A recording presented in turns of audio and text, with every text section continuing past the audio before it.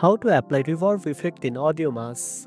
First of all, open AudioMass in your browser and load your audio file by clicking on File and then Load from Computer, or simply drag and drop your audio directly into the workspace.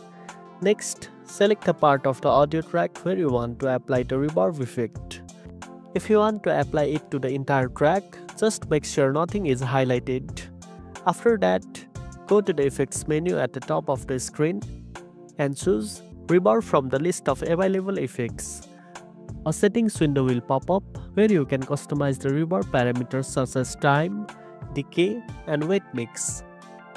These control how long the reverb lasts, how big the space sounds, and how much of the effect blends with your original audio.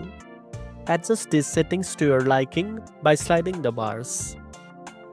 You can also choose from the presets and preview how it sounds before applying. Then click Apply to hear the effect on your audio. If it doesn't sound right, you can press Shift+Z or use the undo button to remove the effect and try again with different settings. Finally, when you are happy with how it sounds, go to File, select Export, and choose your preferred format to save the edited file. And that's it. Now you know how to apply reverb effect in AudioMass.